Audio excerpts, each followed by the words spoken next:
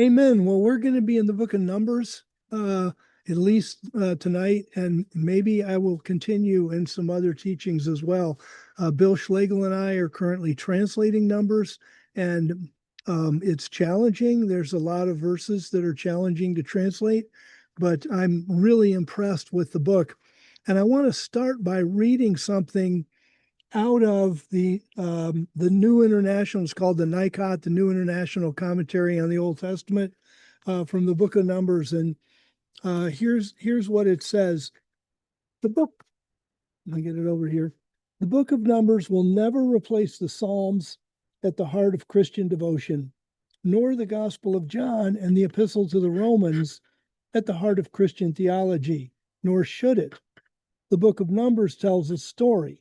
The story has two main characters, God and Israel. The way the story is told sounds odd and oftentimes harsh to modern ears.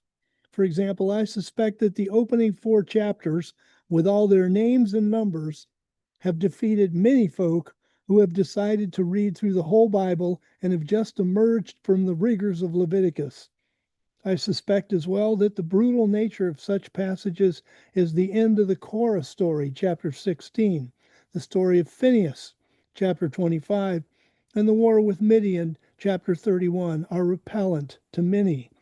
In spite of all these difficulties and others that confront modern readers, the point of the book of Numbers is important for God's people at any age. Exact obedience to God is crucial. Numbers makes the point most especially through examples of disobedience, such as those found in chapters 11 through 21. And we're going to see another example of the disobedience. And also, I think it's very honest what he said about things being harsh to our modern ears, because there's some things in Numbers, we'll see some of them in Numbers chapter 16 tonight, that would indeed seem harsh. But I think if instead of repelling and trying to move away from that harshness, we go, okay, God, this is the stuff you commanded. What is going on behind this? If we start looking for the depth here, then we're going to be very blessed and enlightened to understand more about our Heavenly Father. One thing I did get from this, like you said, some of this stuff is harsh, or it's difficult to understand exactly why God did what He did. Is I think I do have done more prayer and meditation over this chapter than I usually do. Um, I mean, Bill and I have been in Numbers now for a number of weeks, and so I've had time to pray and think about some of the records and think about this teaching and gone over it a number of times before I started to do commentary on it. Um, and it just has a depth to it that I find myself literally kind of on my face saying, "Okay, God, show me what you're doing here. What is in your heart? What does this mean?" For example, one of the things that became very clear is that some of the things that God did was to preserve the nation of Israel, that you and I wouldn't see done in New Testament times, because it's not important to preserve the nation of Israel right now because the Messiah has already come.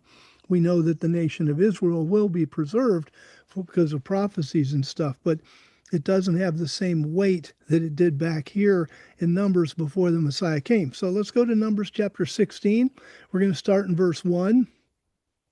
And it starts out, now Korah, the son of Izhar, the son of Kohath, the son of Levi. And we need to stop there because Korah is going to become very jealous. He's going to want things that he doesn't have, or envious maybe would be the better term. And it says Korah is the son of Izhar, the son of Kohath. Now, Kohath was the son of Levi. And so if we were going the opposite direction, it would be Levi rather, Kohath, Amram, Moses, and Aaron. This goes Levi, Kohath, Izhar, Korah. So Korah's is not only a descendant of Levi, he's also a descendant of his grandfather Kohath. And so he's going to become envious of Aaron and Moses because of who they are.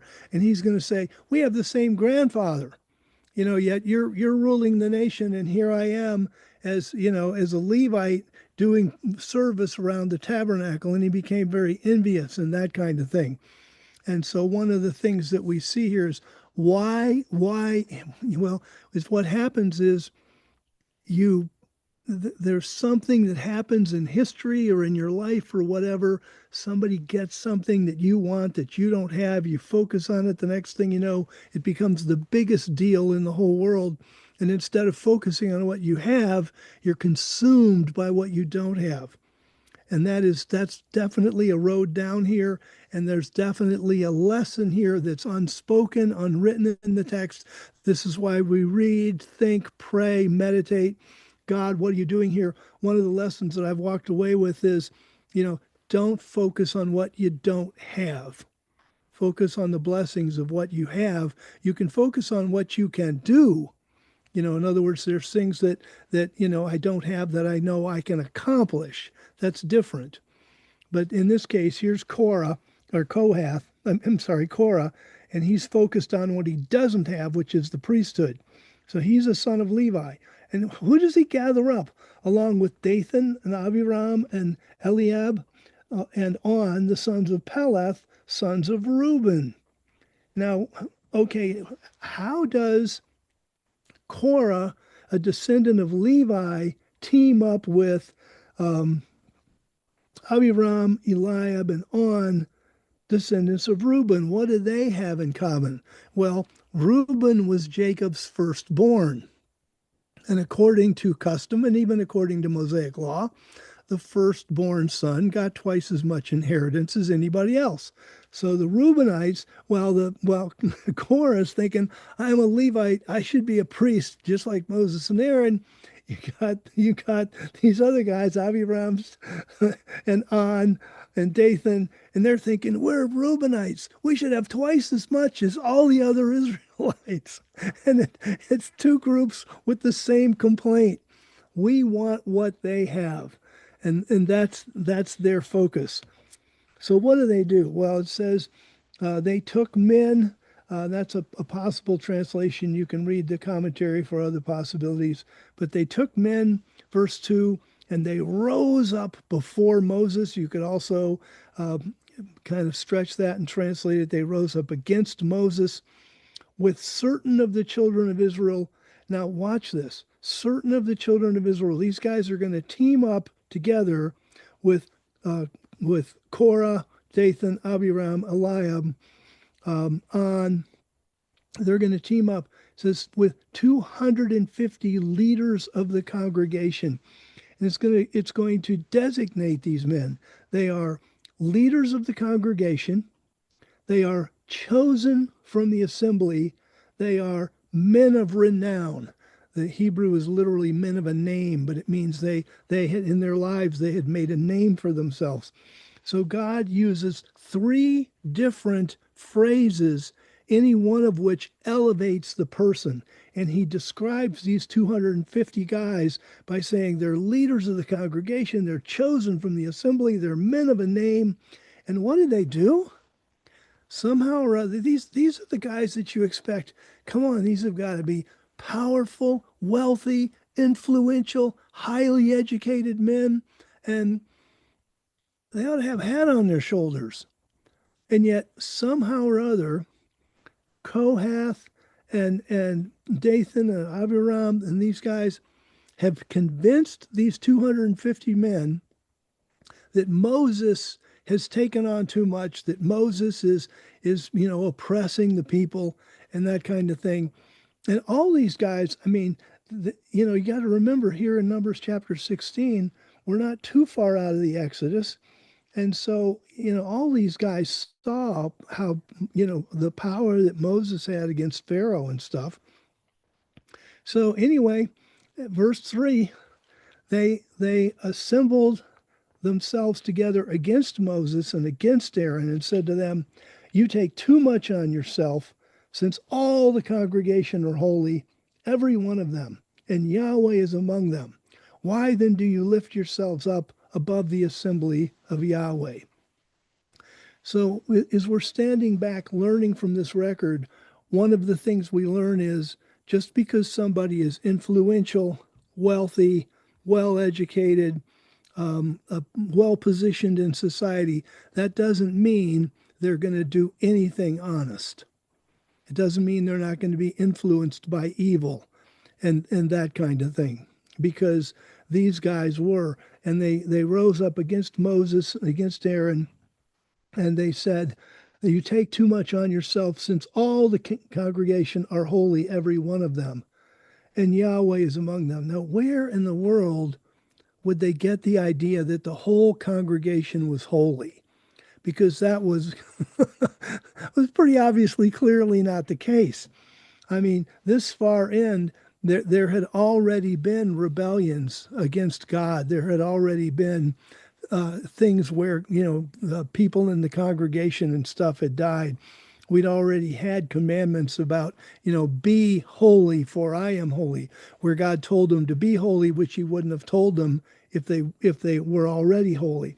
Part of this then, this idea that everybody's holy, comes out of Numbers 15. So let's go back a chapter to Numbers 15.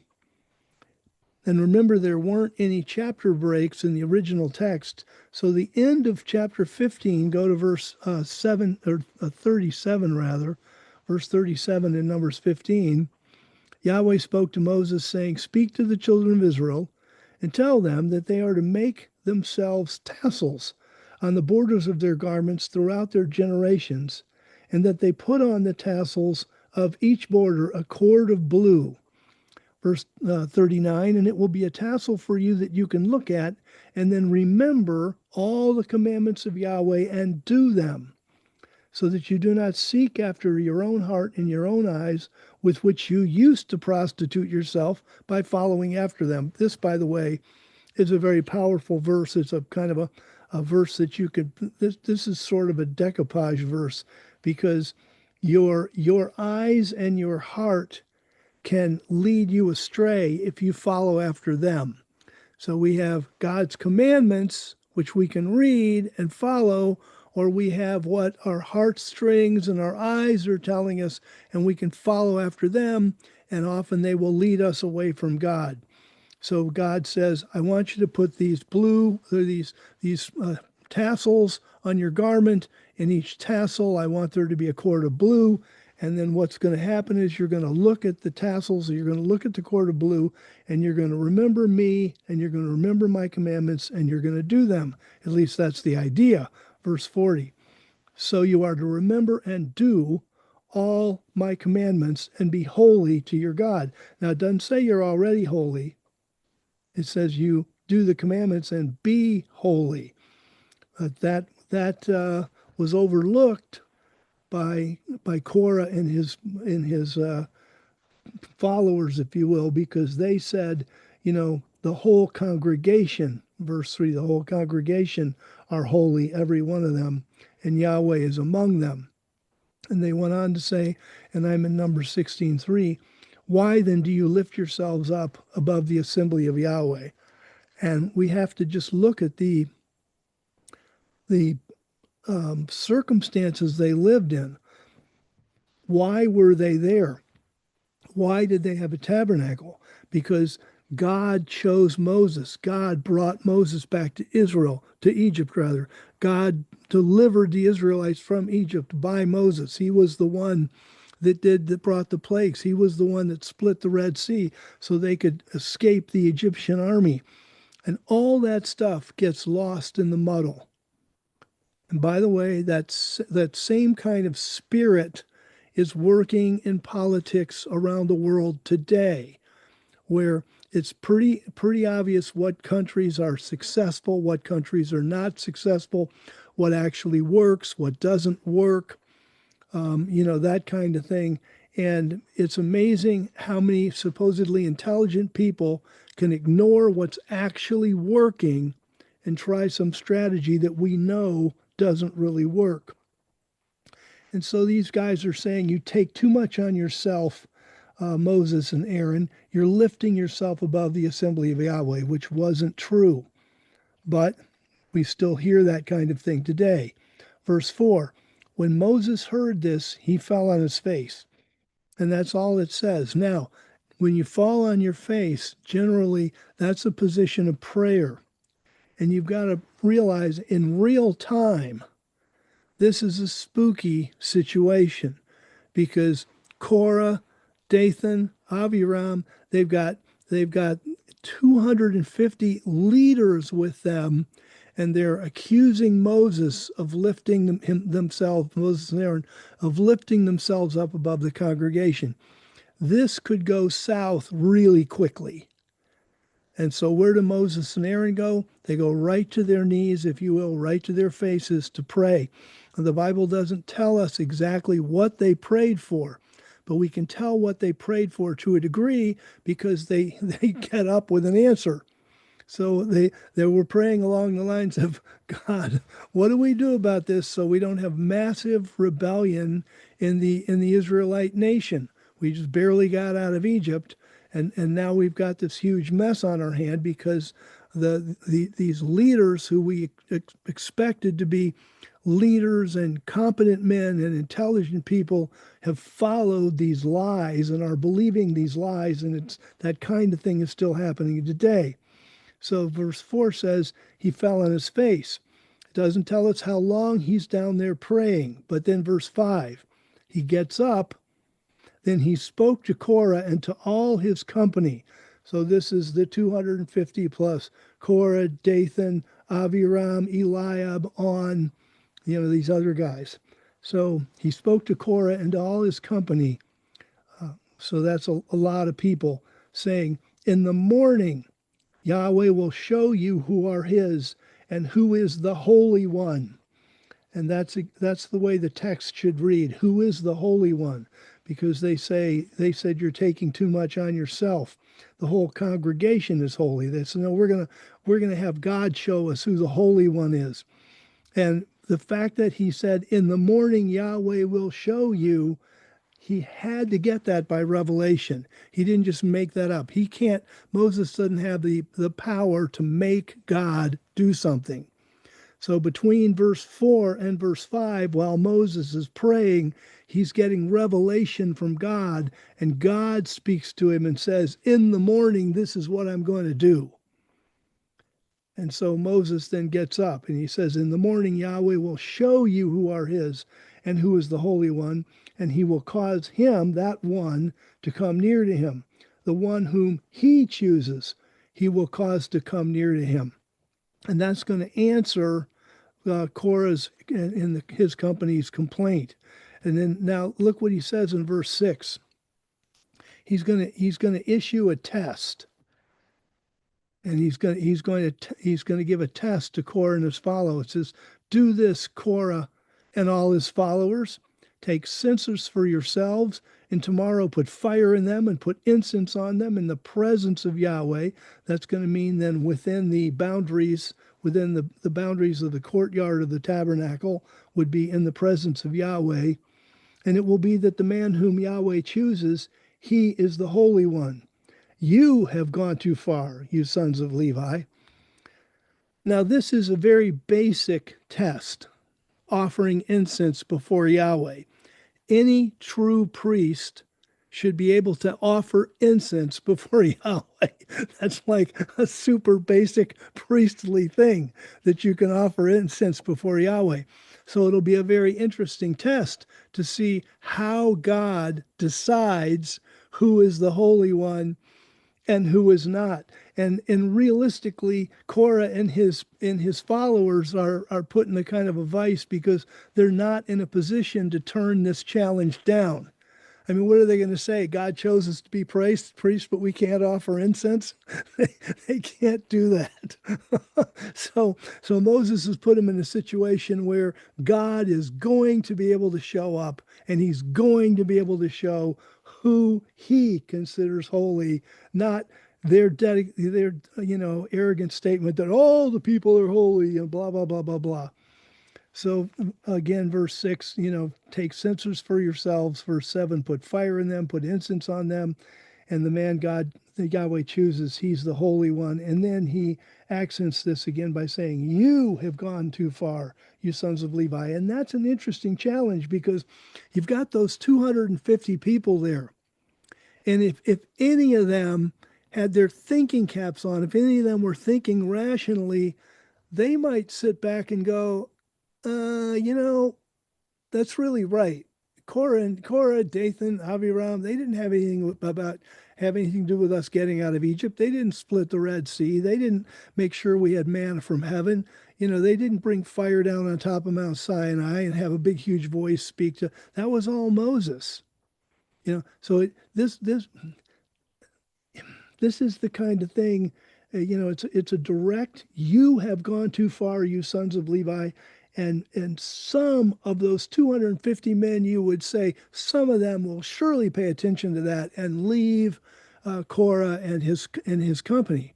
But nope, they just all followed along. And again, we see this here in the scripture. Frankly, I feel like I see it in American politics today. It's just something that's happened over and over again. And there's an exhortation here, a hidden exhortation. It says in Exodus, the book of Exodus, don't follow a crowd to do evil. That's a command of God. Read Exodus 22 and 23. Don't follow a crowd to do evil. And that's exactly what's going on here. Some of those 250 men should have taken that challenge. You've gone too far and said, you're right, Moses. We're sorry. You're right, Yahweh. We're sorry. We're out of here. We're going to go back to our tents and be happy with our families. But anyway, they don't. So verse 8. And Moses said to Korah, hear now, you sons of Levi. And remember, Korah was a son of Levi. And Moses said to Korah, hear now, you sons of Levi. Is it too small a thing that the God of Israel has separated you from the congregation of Israel to bring you near to himself, to perform the service of the tabernacle of Yahweh, and to stand before the congregation to minister to them? I mean, realistically, that is a pretty huge privilege, and to get to eat from the sacrifices instead of being out there laboring in the fields and that kind of thing. I mean, that's a tremendous privilege. But again, when you're focusing on what you don't have, all of a sudden what you do have begins to look really tiny and you're unthankful for it. And the wise Christian focuses on what they do have. My wife and I listened to a little YouTube today where Charlie Kirk was confronting or being confronted by somebody in the audience, like he often did those open debates.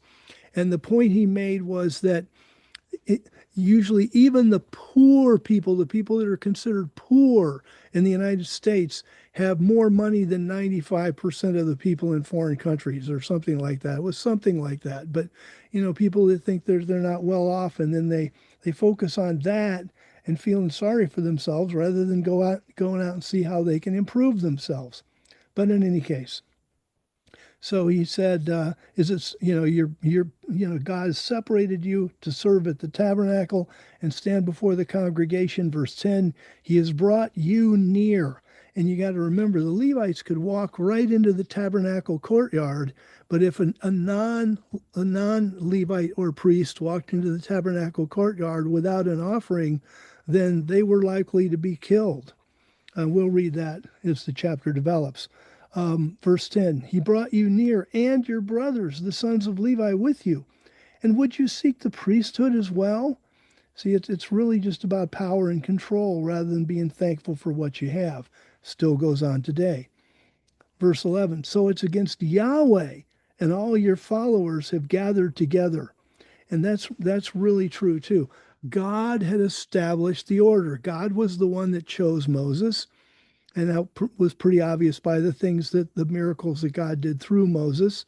So Moses, makes it very plain. It's against Yahweh that you and all your followers have gathered together. And Aaron, who is he that you murmur against him? In a sense, we have the same thing going on today. Because we, back here, they didn't have really any of the Torah even written yet, as far as we know. Well, maybe a little bit of Genesis or Exodus or whatever, but they didn't have the Bible like we have.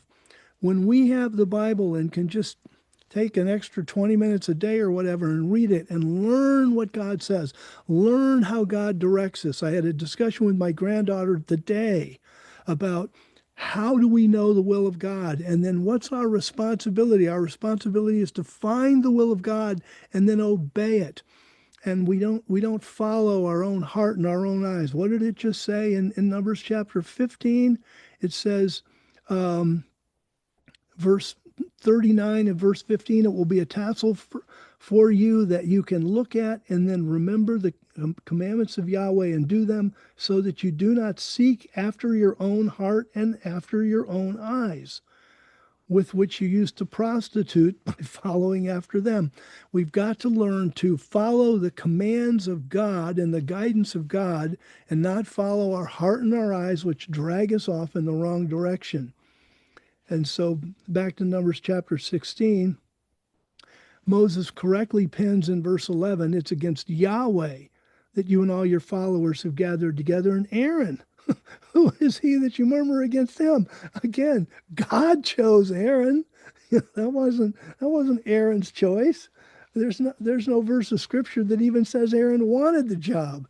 He may have, but I think if he knew what it all entailed, he might not have. But it was God's choice, and God rose him up to do that. Verse 12, Moses sent to call Dathan and Abiram, the sons of Eliam, but they said, we will not come up. Two things going on here. First, Moses is looking for a face-to-face meeting.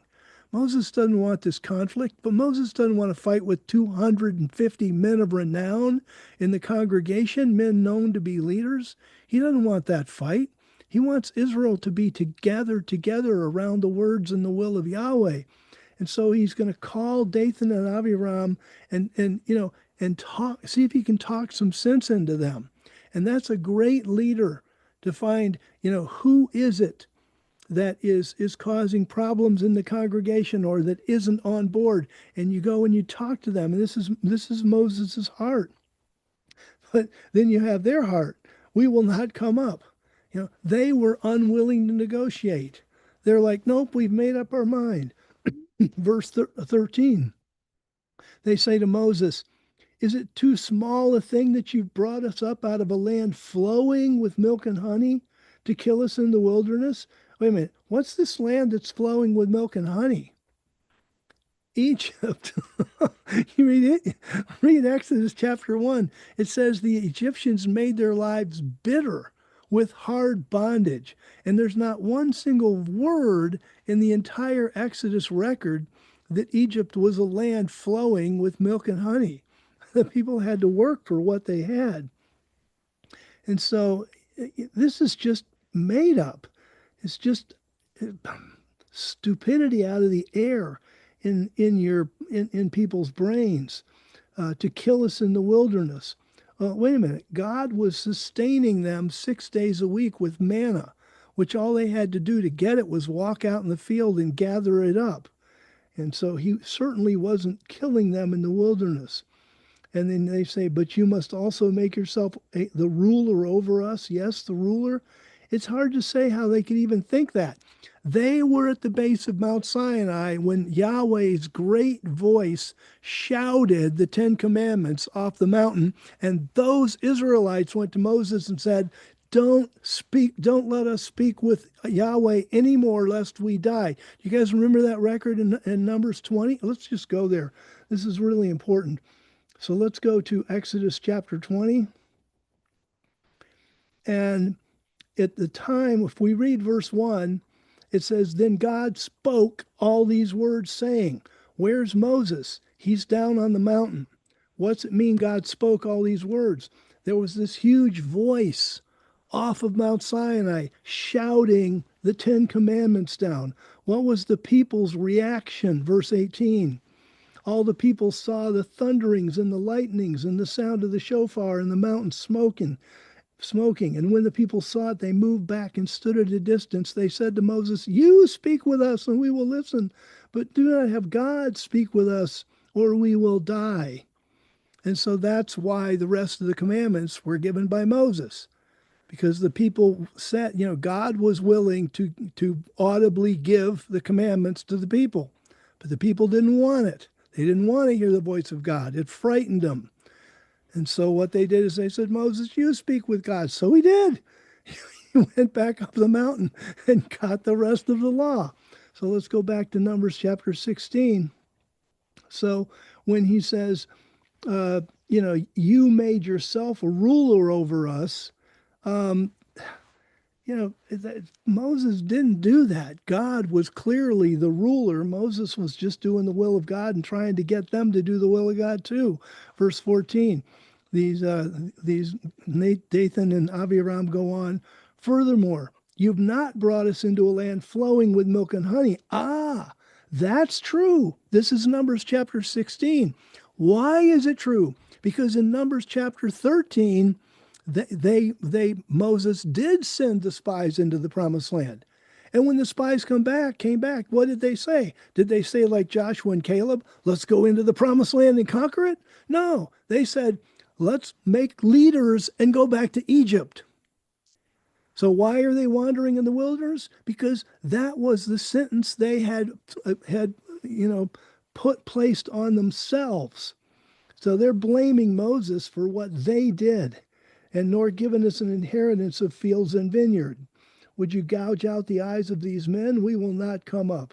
Whole thing is lies and a misinterpretation or it's a rewriting of history, is what it is. It's a twisting and rewriting of history. By the way, does that happen today? Yes, same kind of spirits. Honestly, demons don't die. Unfortunately, the demons that cause this kind of behavior are still around today, and they're still causing the same kind of behavior.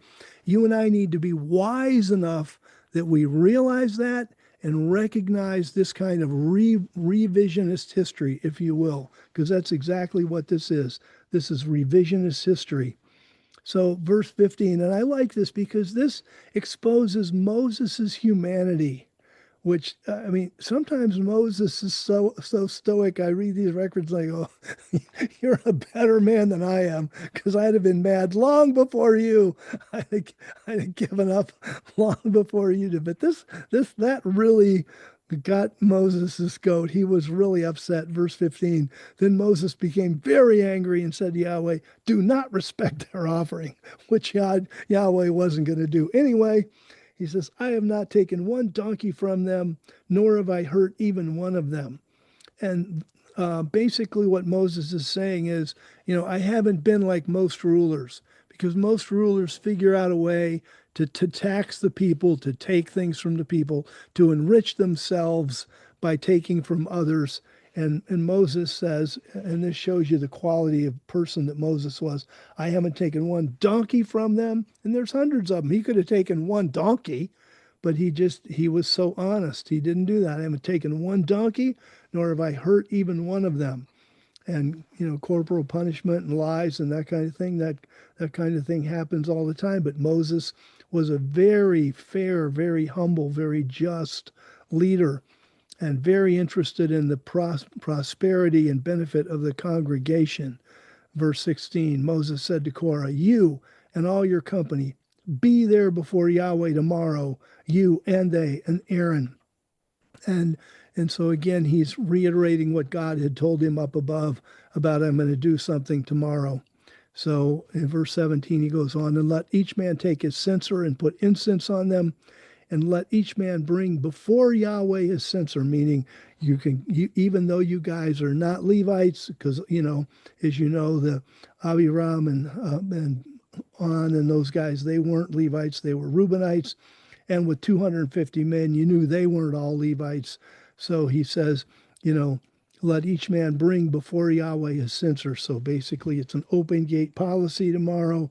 You can come in without a burnt offering, that kind of thing, and bring your 250 censers. And you also and Aaron each is to bring his censer. So there's going to be the 250 guys plus Korah and Dathan and Abiram and On.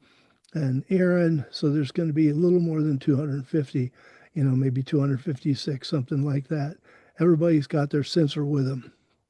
Verse 18, so every man took his censer, and they put fire in them and placed incense on them and stood at the entrance of the tent of meeting, as did Moses and Aaron.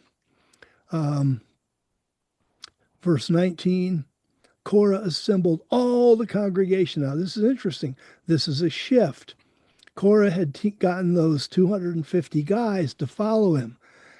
Now, remember, those 250 guys were men of a name. They were leaders in the congregation. So Korah's influence over them, they've now got the entire congregation of Israel all showing up around the tabernacle to see what's going to happen with this showdown. And Korah is probably self-deceived enough to think that he's going to be chosen by God as one of the holy ones. So this is like I said, I mean, this is touch and go. You've now got the entire congregation of Israel, the whole blasted congregation assembled against them. So you got Moses and Aaron and probably a couple faithful followers like Joshua, and everybody else in the whole congregation is against them. That is got to be just, number one, just ridiculously difficult mentally, but also heartbreaking to see these people that you've done so much for just turn against you because of the jealousy of Korah. So anyway, they assemble against Moses and Aaron at the entrance to the tent of meeting, but God shows up. God chose Moses, God chose Aaron, and he shows up here. And this is another thing where we can look and say, sometimes when I'm feeling like the world is against me, what's that old song or old saying? If God be for me, who can be against me? And that's exactly what's going on here. Then the glory of Yahweh we know from other verses of Scripture, and specifically Ezekiel chapters 1 and chapter 10, that the glory of Yahweh is that brilliant, unapproachable light that surrounds Yahweh. It's not like the glory of Yahweh can be one place and Yahweh is somewhere else. When the glory of Yahweh shows up, that's the brilliant light, and you know that Yahweh's in the middle of it. So basically, you could also see then the glory of Yahweh with Yahweh in the middle. That's the idea of his glorious light appeared to all the congregation. And Yahweh spoke to Moses and to Aaron, saying, separate yourselves from among this congregation so that I may put an end to them in a single moment. And God is just tired of the Israelites. We'll know later on in the record, it says he divorces Israel. And that's actually the word, he sent her away, is the biblical way of saying divorce. So God divorced Israel, but here he's just kind of done with them again. And he's like, I'm just going to kill them all. But he probably wasn't going to do it, but he knew what that would do for Moses, because then Moses is going to respond, verse 22, exactly the way he did, because Moses really loves the Israelites. He's sorry they're deceived. He's probably upset they're deceived. He's hurt they're deceived, but he still loves those Israelites. He has a vision for the Israelite nation. He has a vision for the coming of the Messiah out of that Israelite nation. They've already had prophecies that it's through the tribe of Judah that the Messiah is going to come. And so Moses is very invested in Israel, and so is Aaron. Verse 22, and they, Moses and Aaron, fell on their faces and said, God, the God of the spirits of all flesh. And this God of the spirits of all flesh only occurs twice in the Bible. This place and one other place in Numbers, and I don't remember exactly the verse, but it's in the commentary. The spirits of all flesh. And then in the post-Jewish literature, this phrase became much more popular. But in the biblical corpus, it only shows up here in one other place. God, the God of the spirits of all flesh, will one man sin and you be angry with the whole congregation? And I love that. That's like Abraham bargaining with God and saying, God, would you spare the city for 50 people? And Abraham knows there are 50 people, righteous people in Sodom. And God says, okay, I'll spare Sodom for 50 righteous people. And Abraham says, well, wait. What if there just lacks 10? of the 50. Would you spare the city for 40? And God's like, okay, I'd spare the city. Well, but what if it lacked just 10 more? You know, and he makes this, instead of just saying that Sodom is horrible and needs to be destroyed, he's chipping away at God's numbers, and and Moses does exactly the same thing. You wonder if they were just both shrewd businessmen, or if Moses knew how Abraham did it.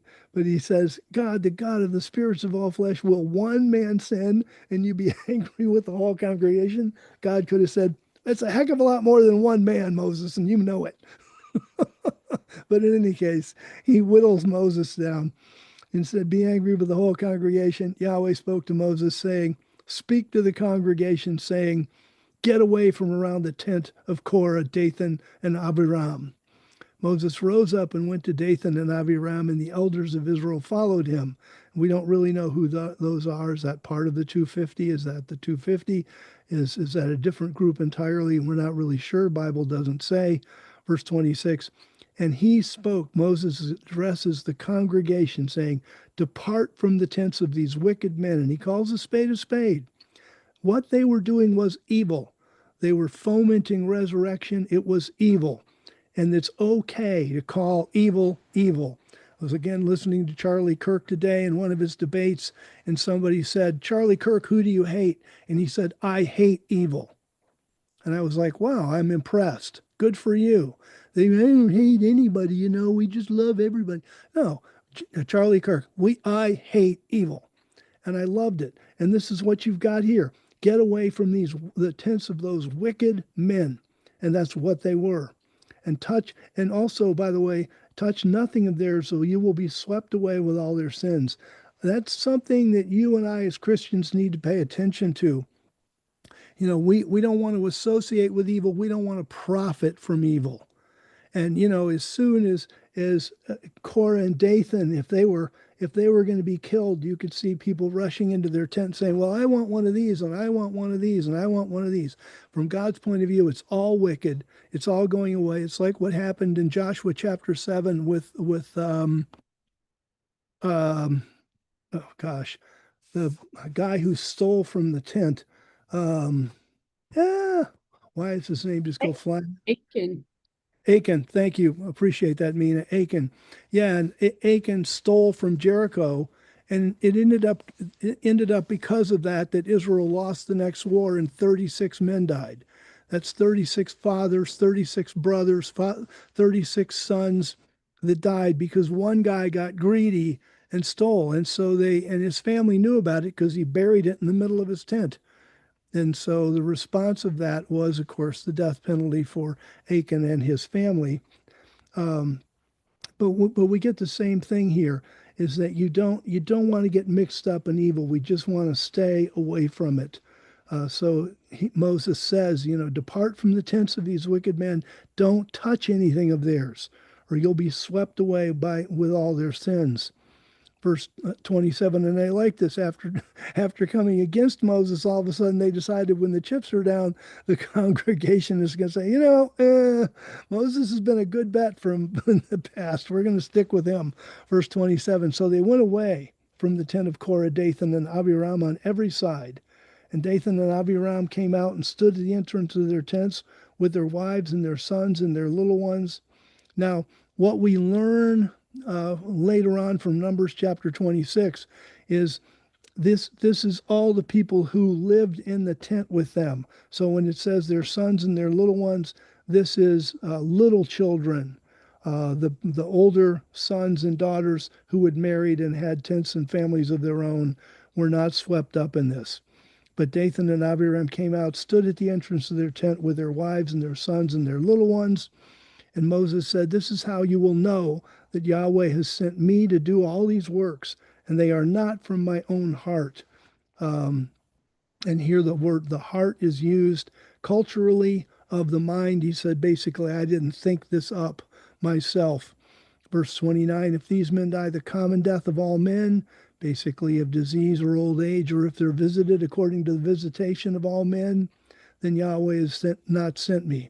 But if Yahweh creates a new creation, and the ground opens its mouth and swallows them up with all that belongs to them, and they go down alive into Sheol, then you will know that these men have had contempt for Yahweh.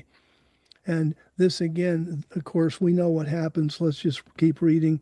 And then as soon as he had made an end of speaking all these words, the ground split apart that was under them, and the earth opened its mouth and swallowed them up and their households and all the men who belonged to Korah and all their property. So they and all theirs went down alive into Sheol, and the earth closed on them, and they perished from among the assembly. And this is what happened in this particular case with Korah and Dathan and Abiram and the people who stood, with in their households stood against Moses and basically, and thus stood against Yahweh, and basically is a kind of a mini portrait, if you will, of what will happen to people who hold God in contempt, don't come to God through Jesus Christ, don't get saved, don't live godly lives. And that's one of the reasons that we want to love people so much and be so evangelical. We can't be so worried about the fact that we're going to get yelled at or we're going to get talked down about or we're, whatever we're afraid of about talking to other people. But we've got to realize this is what will happen to the unsaved. They will perish. And just like Sodom and Gomorrah were turned to ashes, and God says in the book of Jude that that's an example, or maybe it was in 2 Peter, that was an example. And so here we have an example, and it's really up to you and me to be aggressively evangelical so this happens to as few people as possible. Verse 34, then all Israel that were around them fled at their crying out, because they obviously, as the ground was opening up, they were screaming and crying out. For they said, the earth may swallow us up too. Verse 35, then fire came out from Yahweh and consumed the 250 men who offered the incense. So the ground swallowed up Dathan, Abiram, and those guys. But the 250 men, these leaders in the congregation, men of renown, that they had teamed up with Dathan and Korah and his evil companionships, and fire came out and consumed them as well. Verse 36, Yahweh spoke to Moses, saying, speak to Eleazar the son of Aaron the priest, that he pick up the censers out of the blaze. So the fire was still going on. Now we wonder what there is to burn.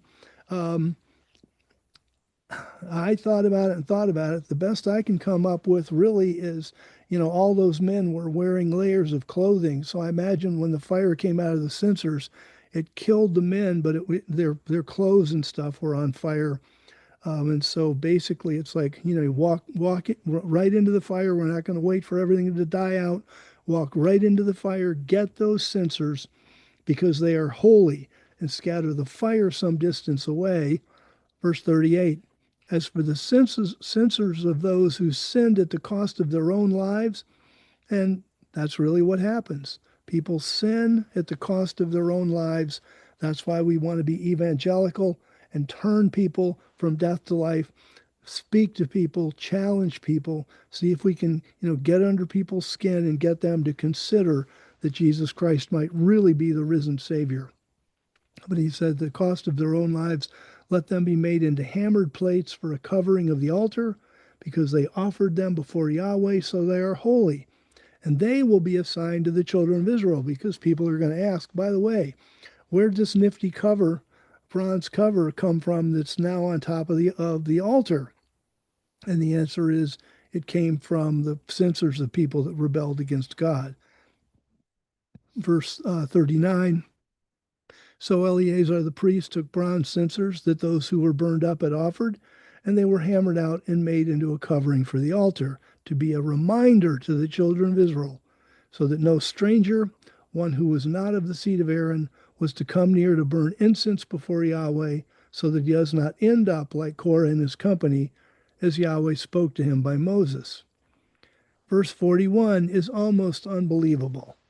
It's just so hard to imagine, but it does two things. Number one, it alerts us to how blind to reality your average citizen can be.